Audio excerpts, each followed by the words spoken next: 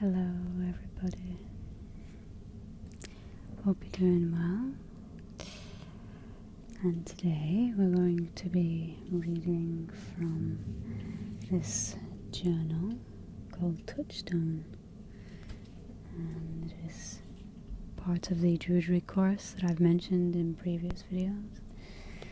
And what I'd like to do with today is use this session as a type of, blessing or a celebration of us moving from the season of summer into the season of autumn. I have some leaves in the back there. It's beautiful autumn colours, because they really are beautiful. The colours of trees and the leaves and the flowers in autumn. And so within this journal there are some poems. Generally poetry is hit and miss with me, but I like to read it occasionally, and there's some beautiful poems in this journal. And there's also a section about druidic myth and creation, which is my favourite. Myths surrounding creation are my ultimate favourite thing to read about. I hope you don't mind the light rumbling in the background.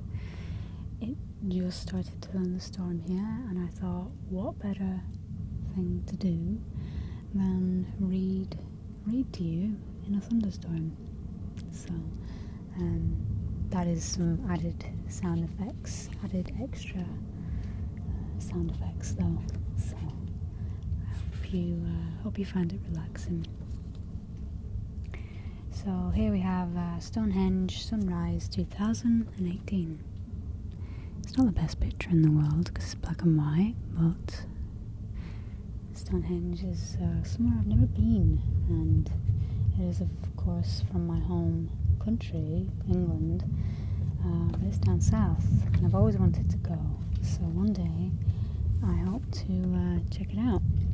We'll start off with a poem, and this poem was written by somebody called Jill Frew. This is a monthly publication that I get, so you may very well be able to get your hands on it. But the link to the website will be down below. Peace of the forest, wrap me in your arms. Peace of the pine wood, spread across the lands. Help us slow down and listen now. You hold the peace of heaven in your bows.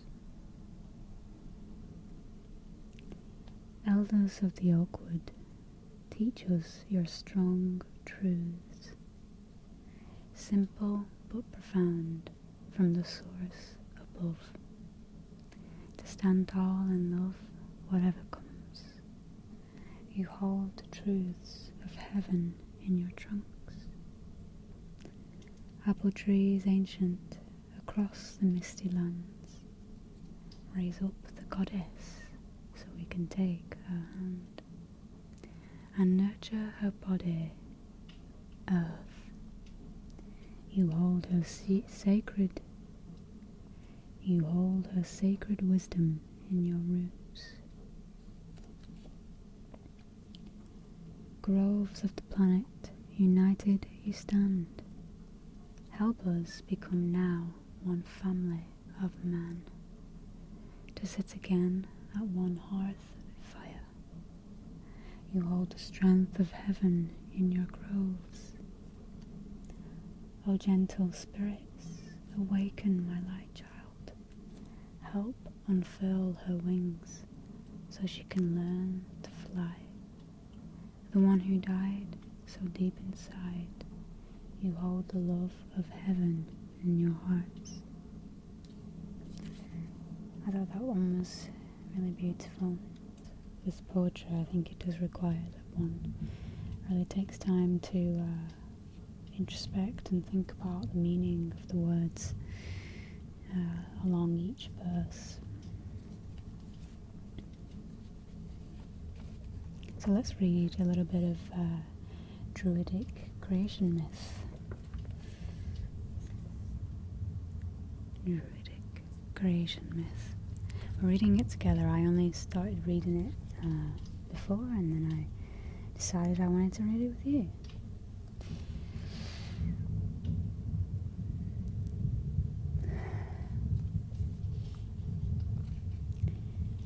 In the beginning, there was nothing but empty space. Nothing but a single drop of pure Arwen. If you're wondering what Arwen means, basically it's enlightenment. It's just another word for it. You can also watch a video I made a couple of weeks ago as a collaboration with a wonderful artist called Lady Luthien, and I'll link the video above in case you're interested in learning more about it, because I talk about it in that video. And the drop brought forth a dream, and that dream became the first seed. As the seed hatched, the first tree was born. The tree that would become known as the World Tree. And the drop of Arwen became a well, so that the tree could drink of it. And as the tree drank, it began to grow. And behold, it began to have dreams of its own. And as these dreams took shape, they became the first leaves of the tree. And as the leaves grew, they became aware of their surroundings. And as they became curious, together they dreamt up the sun, so that there would be light. And they found that the light of the sun nourished them and allowed them to grow even more. As the rays of the sun reflected on the pool, the world began to sing with Arwen. Now the tree produced flowers, so that it would be able to better hear the song. And thus it was that, out of the union between the flowers and the song, the tree grew fruits which carried the seed of the tree. Then the tree dreamed the first animals, so that they could eat the fruits and carry the seeds further away, so the new trees and plants could grow from them, and around the tree would become the first forest. And the World Tree loved them all, so much so that once a year it shed all of its leaves to share his dreams with this beautiful world. And in return, we still share our own dreams with the tree. For when we go to sleep, we return to our source and become part of the tree again. And as it feeds on our dreams and experiences, it becomes ever bigger and more beautiful. And do you sometimes wonder about the nature of the gods? Or maybe they are the dryad companions of the World Tree, sent out into the world to help it curate its dreams and to keep reminding us all of just how much and how interconnected we are. So once a year we gather around our maypoles. Let us be reminded of this. As we dance and we see our strings intertwine, we are feeding the World Tree. And in coming together as a community, we are creating the seeds of the next generations.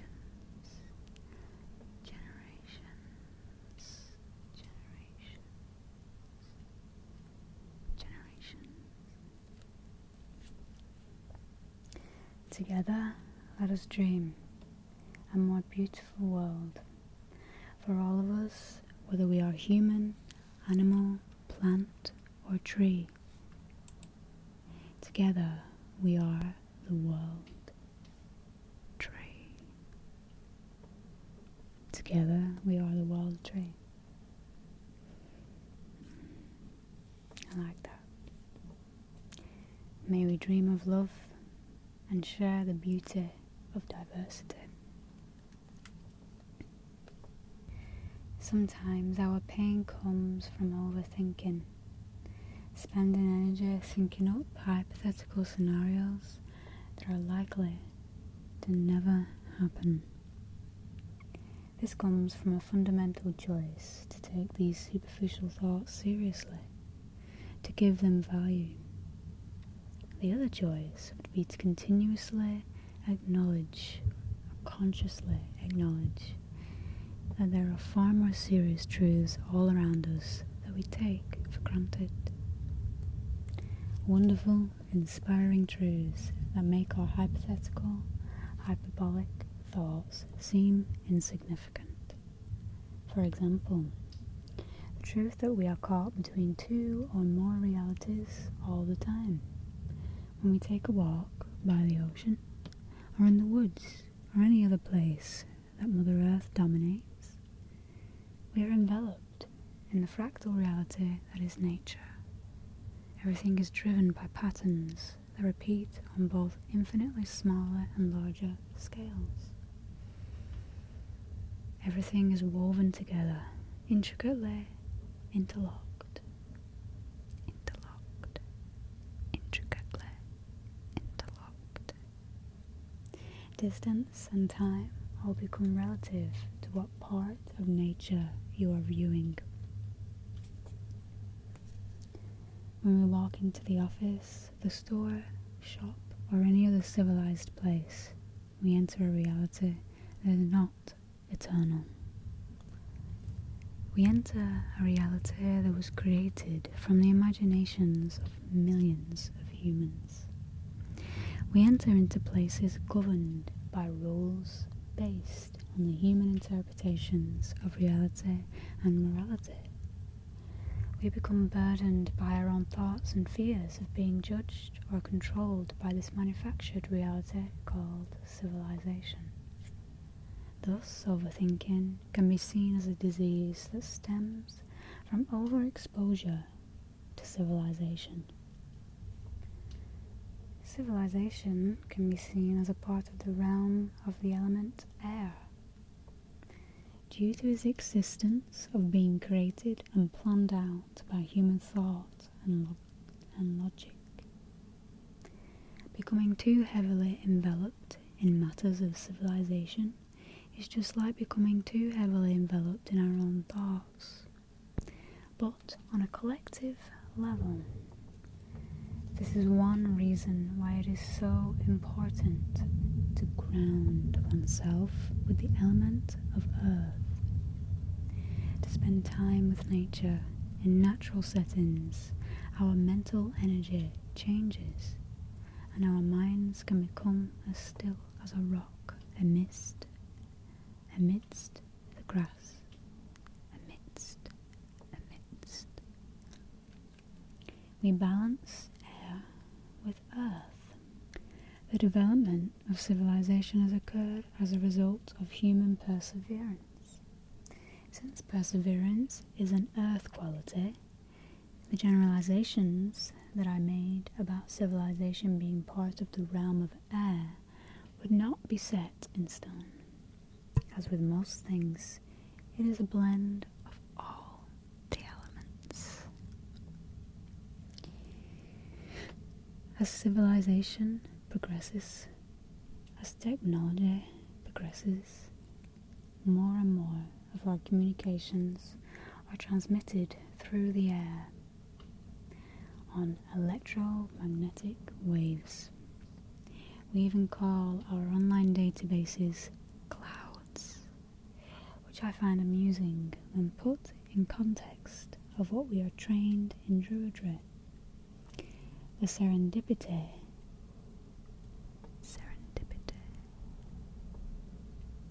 with what we are taught in the Guersu and what can be observed in the world is astounding. I think that's pretty interesting what he mentions about civilization. How civilization could be represented as air.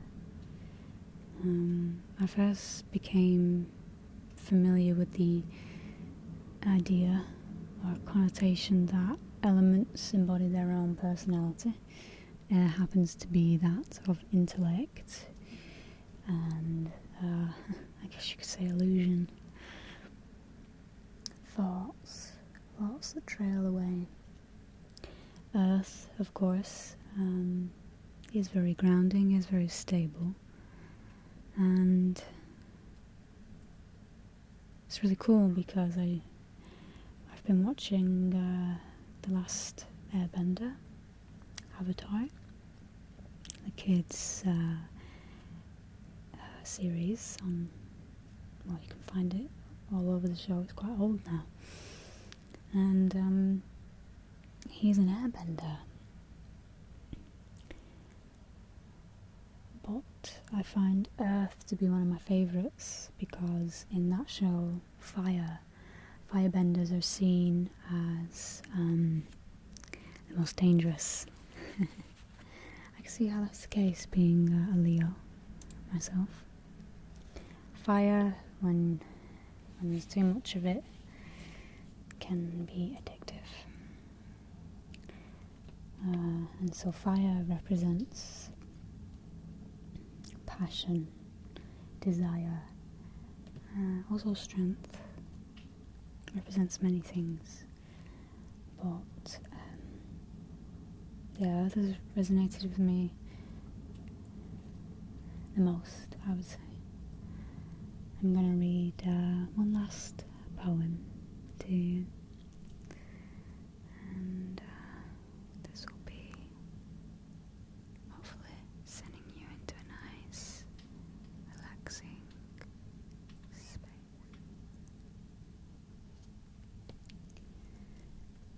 The wind caresses my face, the sun warms me, the earth supports me. I live with the land, reach out and touch it, the rippling pools, the velvet greens of the trees, the light, the dark. I live with the land, wheat fields, corn dollars, rowans of red blood, rowans of blood red, nests of new life, smiles and friendship, harvest and hayfields. I live with the land.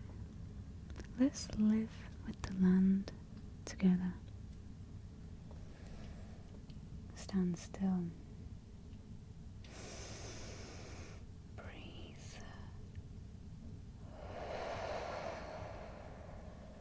And enter tree time. In tree time, glaciers grow and vanish between breath and breath.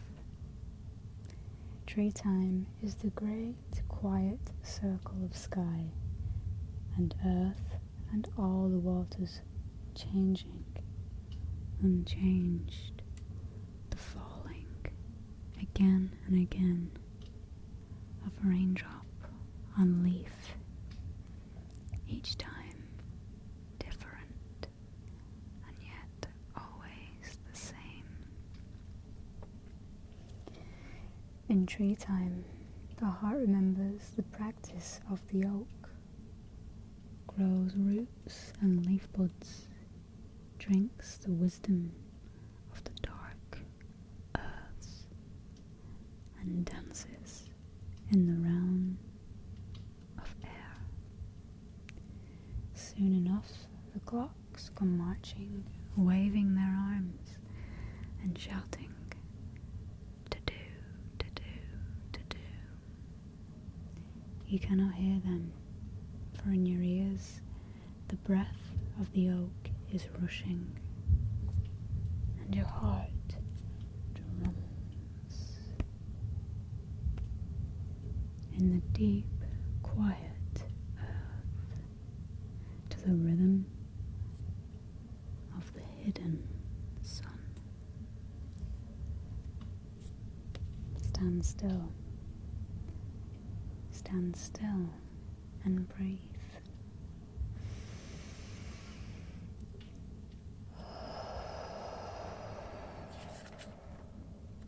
Magnificent. That was by Ruth Parham. I couldn't have said it better if I tried myself. So that's it for tonight, folks. Peace, love, and light to you all.